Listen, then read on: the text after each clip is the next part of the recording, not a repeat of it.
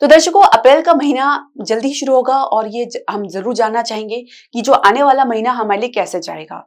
इसका क्या प्रभाव हमारे जीवन में देखने को मिलेगा, चाहे वो हमारा स्वास्थ्य क्यों ना हो, शिक्षा और करियर क्यों ना हो, कार्य क्षेत्र का माहौल कैसा रहेगा उसे भी समझना बहुत जरूरी है। व्यवसाय बिजनेस के लिए किस प्रकार की अपॉर्चुनिटी या अवसर आपको देखने को मिलेगा, प्रेम संबंध के लिए कैसे जाने वाला है अप्रैल का महीना, और विवाहित दंपति के लिए कैसा रहेगा, कुल मिला के इनको ठीक करने का जो उपाय है वो भी कैसा रहेगा। तो उसको समझने के लिए वीडियो को पूरा देखना अत्यंत आवश्यक है। और मासिक राशि फल देश की श्रृंखला में हमारी आखिरी राशि की हम चर्चा करेंगे, मीन राशि की। तो मीन राशि वालों के लिए अप्रैल का महीना कैसे रहेगा, जो ग्रह गोचर की स्थिति बनेगी उसका क्या प्रभाव आपको अपने जीवन में देखने को मिलेगा। हरे कृष्ण दर्शकों, वैदिक एस्ट्रो केंद्र में आपका स्वागत है। मैं ज्योतिष आचार्य पूजा। तो मीन राशि के जातक अपनी लगन अनुसार या जन्म राशि के अनुसार देख सकते हैं जो ग्रह गोचर की स्थिति बनने जा रही है। शुरुआत में वो इस प्रकार है। लग्नेश बृहस्पति आपके तृतीय भाव में गोचर कर रहे हैं, वृषभ राशि में। अब लगन में आपके 5 ग्रहों का जो है युति बनी हुई है, जिसमें राहु है, शुक्र है, सूर्य है, बुध है।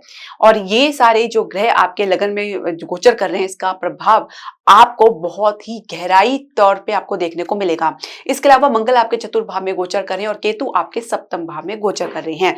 अब इसमें कुछ परिवर्तन देखेंगे। देखिए, अगर कुंडली की हम बात करें तो पूरे 12 राशियों के लिए समझे तो ये एक ग्रहण योग बना हुआ है, श्रापित योग बना हुआ है और काल सर्प योग बना हुआ है। तो ये कुछ समय के लिए बना रहेगा।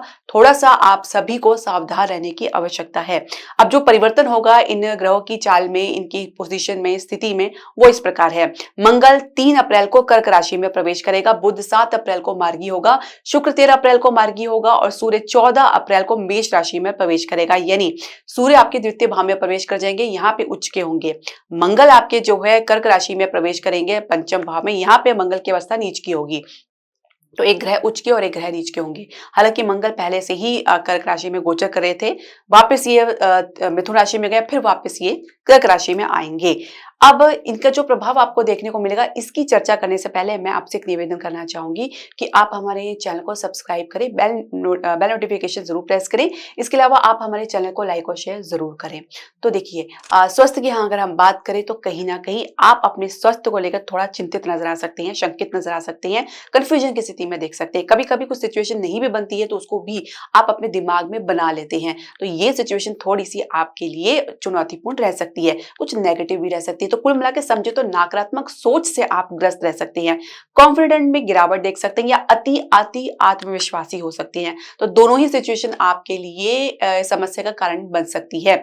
एक प्रकार की एंजाइटी भी आपको देखने को मिल सकती है जब लगन में 5 ग्रहों की युति हो, जिसमें से जो काफी जो ग्रह हैं जो कह सकते हैं कि एक प्रकार से कह सकते हैं कि बहुत ही खराब योग का निर्माण कर रहे हैं। देखिए, सूर्य के साथ जो है राहु ग्रहण योग बना रहे हैं, राहु शनि के साथ श्रापित योग बना रहे हैं। इसके अलावा ये जो चीजें सिचुएशन बन रही है, परिस्थिति जो बन रही है, कहीं ना कहीं इसका इफेक्ट जरूर देखने को मिलेगा। इसके अलावा अगर हम समझे तो मंगल का आपके चतुर्भाव में गोचर करना, फिर पंचम भाव में आना। पंचम भाव में आने के ये हम समझ सकते हैं कि कुछ लंग्स रिलेटेड प्रॉब्लम या कुछ पाचन से संबंधित समस्या देखी जा सकती है, जहाँ पे खान पान को लेकर कुछ लापरवाही के चलते आपको कुछ इसका नुकसान उठाना पड़ सकता है। बृहस्पति का तृतीय भाव में गोचर करना कुछ उसके लिए एक कह सकते हैं कि एक कंफर्टेबल सिचुएशन नहीं है। बृहस्पति तृतीय भाव में बिल्कुल भी कंफर्टेबल महसूस नहीं करते हैं। तो कई प्रकार से समझ सकते हैं कि आप अपने निर्णय को लेकर तो सिर्फ शंकित नजर नहीं आएंगे, बल्कि अपने आसपास के माहौल को लेकर या अपने आसपास के रिश्तेदारों को लेकर भी कुछ आप अव्यवस्थित या असहज महसूस कर सकते हैं। तो कुल मिला के थोड़ा सा शांत भाव में आपको रहना है और जितना हो सके धीरता और गंभीरता बनाए रखें।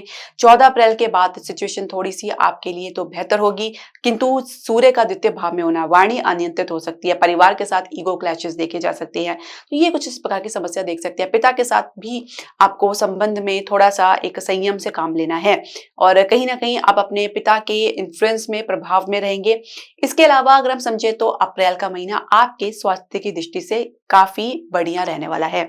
पर कुल मिला के आपको अपने दिमाग को शांत रखना है। उसके लिए ओम नमः शिवाय का जाप कर सकते हैं या आप शिवलिंग पे कच्चे दूध को अर्पित कर सकते हैं। प्रत्येक सोमवार को। इसके अलावा अगर हम बात करें शिक्षा और करियर की, तो पंचम भाव में मंगल का आना 3 अप्रैल को, तो कहीं न कहीं एक नीच अवस्था में आप देखेंगे तो एक एनर्जी की कमी देखी जा सकती है। आप लो एनर्जी से ग्रस्त हो सकते हैं, जिसकी वजह से थकान महसूस कर सकते हैं, पढ़ाई में मन ना लगना, चिड़चिड़ापन होना, इस प्रकार की समस्या आपको देखने को मिल सकती है। इसके अलावा परिणाम के लिए भी ज़्यादा आश्वस्त नज़र नहीं आएँगे, एक भय आपके मन में देखा जा सकता है।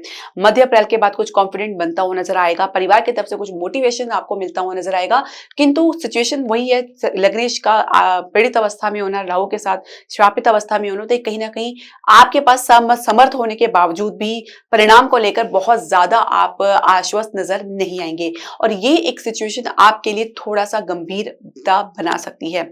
इसके अलावा कॉम्पिटिशन की तैयारी में आपको मध्य अप्रैल के बाद ही कुछ सफलता देखने को मिलेगी। कैंपस प्लेसमेंट में भी आपके प्रयास जो है काफ़ी संघर्ष के बाद ही कुछ सफल होते नज़र आएँगे, लेकिन उसके लिए कुछ असफलताओं को भी आपको स्वीकार करना पड़ सकता है। करियर की शुरुआत थोड़ी-सी आपके लिए चैलेंजिंग रह सकती है। हालाँकि स्थान से बाहर ही कुछ आपको मौका मिल सकता है, वहाँ पे आपके लिए एडजस्ट करना या माहौल में खुद को ढालना थोड़ा-सा आपके लिए दिक्कतों भरा रह सकता है। हालाँकि आपको आपके कलीग के, आपके सहकर्मी या कोवर्कर से कुछ सपोर्ट आपको ज़रूर देखने को मिलेगा। अधिकारी के साथ संबंध में कुछ आपको बाद में ही कुछ सुधार देखने को मिलेगा। इससे पहले एक सिर्फ शंका की स्थिति देखी जा सकती है। आप कार्य क्षेत्र का माहौल उनके लिए कैसा रहेगा जो पहले से नौकरी पेशा लोग हैं। देखिए दशम भाव के स्वामी बृहस्पति तृतीय भाव में गोचर कर रहे हैं, जो आपके लग्नेश भी हैं। यहाँ पे ये स्थिति ये बनी हुई है कि कहीं न कहीं आपकी जो आपने कदम उठाया अपने काम को लेकर, जो आप स्टेप ले रहे हैं या लिया है आपने, उसमें कुछ खास परिवर्तन या आपको सफलता मिलती हुई नजर नहीं आएगी। ऐसी स्थिति में कुछ एडजस्टमेंट या कुछ समझौता करना पड़ सकता है। स्थान से बाहर काफी यात्राएं कर रहे हैं, पर उसका परिणाम कुछ खास बनता हुआ नजर नहीं आ रहा है। इसके अलावा भी अगर समझे तो केतु की दृष्टि आपके बृहस्पति पर पड़ रही है, तो आप अपने कलीग को लेकर, अपने सहकर्मी को लेकर जो आपकी भीतर अपेक्षाएं हैं, जो उम्मीदें थी, उसमें भी कुछ आपको गिरावट देखने को मिल सकती है। बाहर से कुछ और, भीतर से कुछ और, इस प्रकार की स्थिति आपके लिए समझना थोड़ा कठिन रह सकता है, कुछ चैलेंजिंग रह सकता है। नई नौकरी का प्रयास आपको मध्य अप्रैल के बाद ही सफलता दिलाएगा। इसके अलावा व्यवसाय बिजनेस के लिए कैसा रहेगा आपका अप्रैल का महीना। सप्तमी बुध है, आपके लगन में गोचर कर रहे हैं। आप जो निर्णय लेना चाह रहे हैं उसमें एक आपकी खुद की सहमति बनती हुई नजर नहीं आ रही है। खुद के भीतर आप विरोधाभास महसूस कर रहे हैं, खुद के भीतर आप कहीं ना कहीं कंफ्यूजन की स्थिति में रह रहे हैं। आपके पास समर्थ होने के बावजूद भी आप खुद को कम आकलन कर सकते हैं या जरूरत से ज्यादा आप आकलन करते नजर आ सकते हैं। इसके अलावा लाभ के लिए भी थोड़ा आप शंकित नजर आएंगे। खर्चे को लेकर आप थोड़ा भयभीत हो सकते हैं। खर्चा अचानक कुछ आपको देखने को मिल सकता है, क्योंकि देखिए एकादश भाव के स्वामी और द्वादश भाव के स्वामी शनि हैं, आपके जो लगन में ही गोचर कर रहे हैं और फिलहाल यहीं पर रहने वाले हैं। तो आपको एक प्लानिंग के साथ चलना होगा, एक योजना के साथ चलना होगा, अन्यथा आप एक भटकाव में रह सकते हैं। शेयर मार्केट में मध्य अप्रैल के बाद ही कुछ आपको सफलता तो देखने को मिलेगी, परंतु उसके लिए एक निर्णय लेना होना जो बहुत जरूरी, जो कारगर निर्णय लेना आपके लिए लेना बहुत ज़रूरी होगा। इसके अलावा अगर हम समझे तो फाइनेंशियल सेक्टर की अगर हम बात करें तो उसमें काफ़ी फ्लक्चुएशन आपको देखने को मिल सकता है। जहाँ पे एक ठहराव देखा जाएगा तो दूसरे पल गिरावट भी आपको देखने को मिल सकता है। खर्चा कुछ अनियंत्रित हो सकता है। खर्चे को लेकर कुछ आप ब्यौरा आप ढंग से नहीं कर पाएंगे, जिसकी वजह से भी कुछ कह सकते हैं कि स्थिति आपके विपरीत या असहज रह सकती है। इसके अलावा अगर समझें प्रेम संबंध के लिए कैसा रहेगा अप्रैल का महीना। पंचम भाव में मंगल का आना एक प्रकार की इमोशनल अपलिफ्ट को अप इवन को दर्शाता है, जहाँ पे आप अपने इमोशन को लेकर एक स्टेबल महसूस नहीं कर पाएंगे। एक आपके के भीतर जो भी इमोशंस बन रहे हैं या जो भी आपकी भावनाएं हैं, जो अपने पार्टनर के समक्ष व्यक्त करने में असमर्थ महसूस कर सकते हैं, जिसकी वजह से एक आउटबस्ट महसूस कर सकते हैं, जहाँ पे आप अपनी इमोशन का एक प्रकार से कह सकते हैं कि बम की तरफ फटते हुए नजर आएंगे। एक फ्रस्ट्रेशन, एक चिड़चिड़ापन आपके भीतर इसको लेकर देखा जा सकता है। सिचुएशन जब आपके अंडर कंट्रोल नहीं हो पाएगी तो उसको लेकर भी एक झुंझलाहट आपके भीतर देखी जा सकती है। पार्टनर कुछ जल्दबाजी में रह सकते हैं, कुछ दबाव भी आपके ऊपर बना सकते हैं। ये सिचुएशन भी आपके लिए थोड़ी कठिन वाली हो सकती है। तो कहीं ना कहीं आप एक अलाइनमेंट की कमी महसूस कर सकते हैं अपने पार्टनर के साथ, कुछ दबाव भी महसूस कर सकते हैं परिवार की तरफ से। हालांकि मध्य अप्रैल के बाद कुछ कॉन्फिडेंट आप गेन करते हुए नजर आ रहे हैं अपने परिवार की तरफ से, खुद के भीतर, लेकिन फिर भी सिचुएशन तब भी आपके लिए चुनौतीपूर्ण रह सकती है। नीच के मंगल का पंचम भाव में गोचर करना, स्थिति अभी इतनी बढ़िया रहने वाली नहीं है आप लोगों के लिए। लड़ाई झगड़े का कोई विषय ना होने के बावजूद भी लड़ाई झगड़ा या वाद विवाद आप देख सकते हैं। अब विवाहित दंपति की अगर हम बात करें तो सप्तम भाव के स्वामी, जैसे मैंने बताया, बुध आपके लगन भाव में गोचर कर रहे हैं, नीच अवस्था में, वक्री अवस्था में लंबे समय से चल रहे थे, अब ये बाहर निकलेंगे 7 अप्रैल को, मार्गी होंगे। तो जो गलत फहमी मिसकम्युनिकेशन आप लोगों के बीच में देखा जा रहा है, तो उसमें कुछ सुधार तो देखने को मिलेगा, परंतु समय लग सकता है। समय के अनुसार सब चीजें अपने आप ही व्यवस्थित होती हुई नजर आएंगी। जितना ज्यादा आप दबाव बनाने का प्रयास करेंगे उतनी स्थिति आपकी आउट ऑफ कंट्रोल हो सकती है। इसके अलावा अगर हम समझे तो मंगल का जो आपके पंचम भाव में आना, तो संतान प्राप्ति के लिए कहीं ना कहीं अवरोध उत्पन्न कर रहा है, क्योंकि यहाँ मंगल नीच अवस्था में है। और इस प्रकार से समझिए, आप अगर पहले से कोई संतान है तो उसके कारण भी कुछ असंतोष या कुछ वाद विवाद या कुछ अव्यवस्था आप लोगों के बीच में देखी जा सकती है।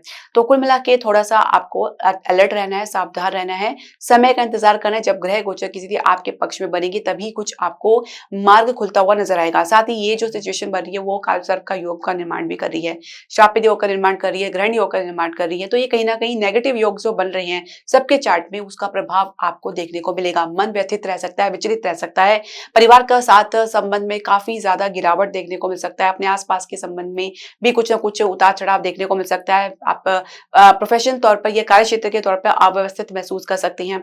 व्यवसाय को लेकर भी स्थिति थोड़ी सी आपके लिए असमंजस भरी रह सकती है। तो ये समय निकालना है आपको शांत भाव में रहकर और इसका उपाय करके, तो ही आप इस समय से बाहर निकल पाएंगे, अन्यथा आप इसमें उलझे हुए रह जाएंगे। जल्दबाजी दिखाना सिर्फ एक समस्या को ही उत्पन्न करेगा। उपाय की आप बात कर लेते, तो उपाय के लिए आपको अपने लग्नेश और सप्तमेश का उपाय करना है। लग्नेश के लिए बृहस्पति को आप मजबूती देनी है, जो आपके लिए लड़ने को तैयार है। इसके लिए आपको प्रत्येक बृहस्पतिवार को विष्णु सहस्त्र नाम का पाठ करना है, पीला तिलक लगाना है, पीले वस्त्र धारण करने हैं। हो सके तो बृहस्पतिवार का 16 बृहस्पतिवार का संकल्प के साथ आप व्रत रख सकते हैं। सप्तमेश के लिए आपको प्रत्येक बुधवार को गाय को हरा चारा खिलाना है। गणेश जी को 21 दुर्वा घास अर्पित करनी है। ओम श्री गणेशाय नमः का 108 बार आपको जाप करना है। ये उपाय आपको जरूर करना है। साथ ही राहु और केतु के लिए आप गली के कुत्ते को भोजन खिला सकते हैं या पक्षियों को दाना डाल सकते हैं। और ओम श्री गणेशाय का नमः तो जाप आपके लिए सप्तमेश के लिए और केतु के लिए, दोनों के लिए ही लाभप्रद रहेगा। तो दर्शकों, ये उपाय बहुत ही आसान है, आप इसे जरूर करें, क्योंकि सिचुएशन थोड़ी सी अगर विपरीत बनी हुई है तो उपायों के साथ ही इससे पार पाया जा सकता है। उपायों में आप दान और जाप ये आते हैं, जितना आपसे आपके समर्थ में है उतना आप जरूर करें। इसके अलावा दर्शकों, आपकी जो भी प्रश्न, सजेशन या क्वेरी आप हमारे कमेंट बॉक्स में जरूर डालें। हरे कृष्णा।